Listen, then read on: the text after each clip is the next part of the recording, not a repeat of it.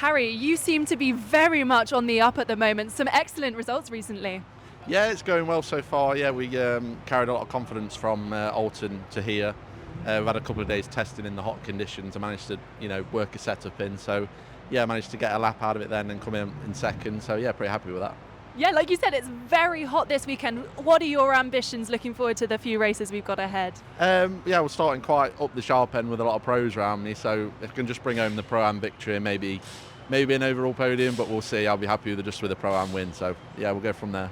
Well, it's not just in the last few races that you've been making big steps upwards. You've progressed through your career very quickly. How have you found the jump from GT Academy? Well, it's not a massive jump. It's a similar, obviously a similar looking car, but obviously different slick tyres, more power. So, yeah, there's a lot to learn, but the characteristics are quite similar. So, I think I made the jump quite good. So, yeah, we'll hopefully build on that from now.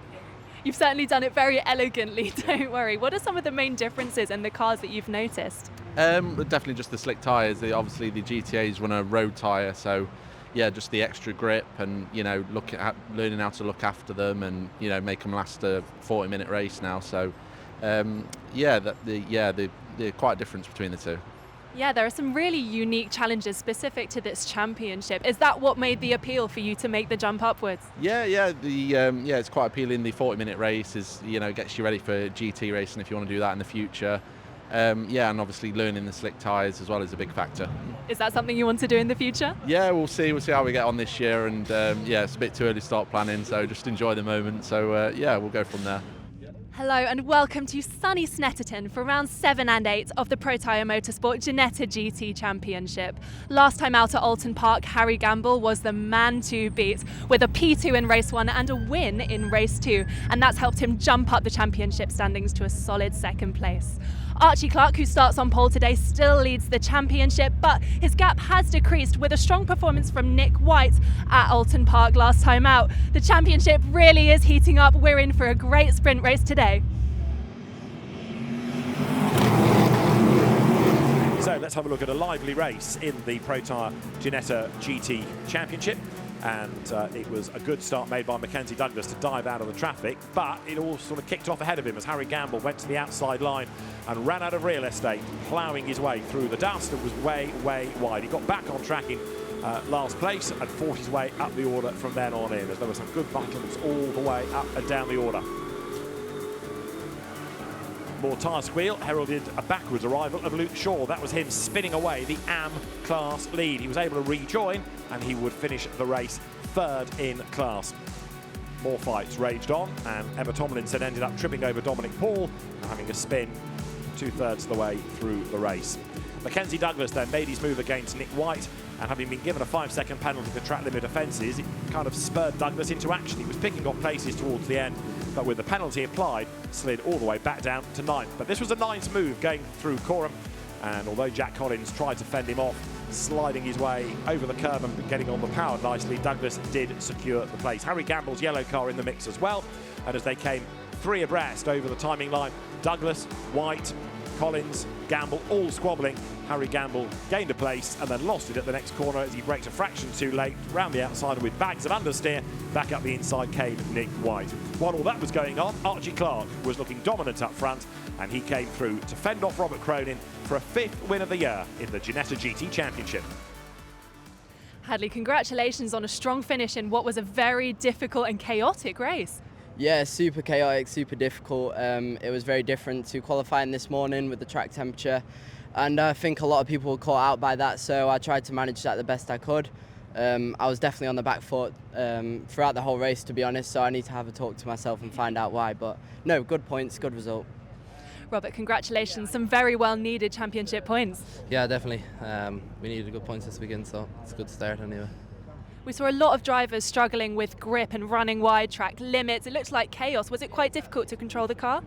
It wasn't when you're in your own air, but when you're in behind someone, it was quite difficult, yes. Yeah, we saw quite big gaps opening up in the field. You did well to stay out of any trouble there. You must be happy with the outcome, though, and looking forward to the next race. Definitely, yeah. No, can't wait for the long one tomorrow. Happy with second, to be fair, yeah. Archie, what an excellently controlled race in what must have been quite tricky conditions. Very tricky. the tyres were slowly going away from me towards the end, so it was really hard to keep Colin behind, but especially with the temperature, it means the tyres it's quite easy for them to fall off, so I'm quite happy with how the race went. You should be, and an extension on your championship lead. What a great outcome. Yeah, it couldn't have gone really any better, so I'm happy. I think the team will be happy, and hopefully we can do the same again tomorrow. Nick, you look very hot and sweaty now, but surely deep down you're very happy with a great result. Yeah, absolutely. Starting back in P8 was always going to be a hard race, but yeah, you can never plan what's going to happen really on the start of a race, and a bit of it unfolded for me. Managed to keep out of trouble, and then had a full-on race-long battle. Sort of 3 of us, then 4 of us. It's who's going to make the mistake really. It's race 2 here at Snetterton for the Protyre Motorsport Ginetta GT Championship, and today is all about tactics. Every single driver needs to make at least 1 pit stop during today's 40-minute race, and it's all going to come down to who has the best strategy. Archie Clark is starting on pole position, but can he turn that pole into a win? A good start made by Archie Clark. Mackenzie Douglas getting the run on the outside line as the cars went up towards turn 1. Douglas coming out in 2nd place, and it looked as though the hard work had paid off, as there was a big lose for James Townsend, and that spun him to the back of the queue.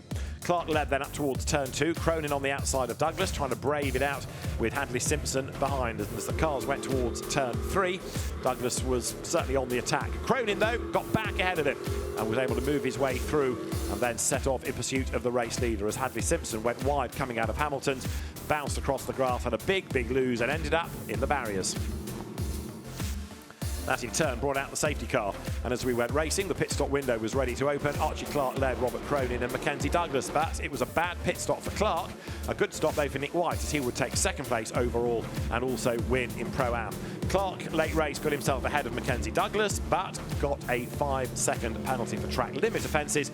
That put him down to 8th place. As through it all came Robert Cronin for a 2nd victory of the season in the Protyre Motorsport Ginetta GT Championship here at Snetterton. Harry, yet another strong result for you and the team. Not quite the top step off the podium, but you've had an exceptional weekend. Yeah, not too bad. A bit of a disaster yesterday. We were going off at the first corner, but it was a good race coming back through. Yeah, nice to round off with an overall podium. A brilliant pit stop by the team. I think we're on 6th to 3rd, I think, something like that. So, yeah, definitely happy with that after yesterday's race. You have shown some serious pace. That's probably one of the strongest elements of your car. Do you think that at Brands Hatch you'll be able to match that? It's a very different race to here. Yeah, it's a different racetrack as well, a lot faster at Brands Hatch. So yeah, I think that'll suit me and hopefully the car as well. So hopefully a bit cooler conditions as well, help the car out a lot as well. So yeah, looking forward to Brands. Yeah, congrats on P3. Go cool off. Nick, what an incredible result for you. Yeah, could have done one better, but yeah, I'm well pleased with that. Coming from I think 7th on the grid to P2 overall, and having decent pace. We weren't quite catching Rob up front, but he wasn't steaming away. So I was pleased with where we finished. Yeah, definitely some optimistic lessons to take into the next round at Brands Hatch. But in any event, there was already the strategy element of the pit stop, but then also with the safety car, there were a lot of spanners in the works today. Yeah, especially with safety car so early, it can help you get your tyres in a bit, but then the amount of pickup that we got on the track actually was worse. But because I saw a couple behind me going wide on the first restart lap, so I knew keep it tidy and we can go forward. So yeah, super job. Really pleased with what the team did. We sort of talk about pit stop, but they call it as it happens. So yeah, nailed that, and yeah, really pleased. Robert, a slightly later pit stop there clearly paid off. Congratulations. Thank you very much. Yeah, no, it was kind of the plan before I went into the race if we didn't get the lead. And given that you didn't get the lead, was that a pace difference, or was that just coming down to a good strategy call and approaching the race the right way? Well, around here it's very hard to follow, so you're just overheating everything when you're following someone. So you just have to wait until you have clean air to try to do a lap. Is that how you manage that then? Because then you have the payoff of having to drop back and losing time. Yeah. I just knew once I got out in clean air that I could do maybe quicker laps than he could, although I didn't see him after though. Ali back with another incredibly strong result. You look very out of breath. Was it quite physical? Yeah, honestly, the temperature in the endurance race really took a lot more of a toll than I thought it would. I thought maybe being from Saudi would be a bit easy, but no, definitely felt it this race. And I was pushing it. Yeah, you could tell, and we had a huge range of strategy calls going on throughout the field. Some paid off, some didn't. How did you judge that? To be honest, I missed my pit-in board the first time, so I don't know if it was much strategy and more luck, but I'll take it. I'm happy with the result.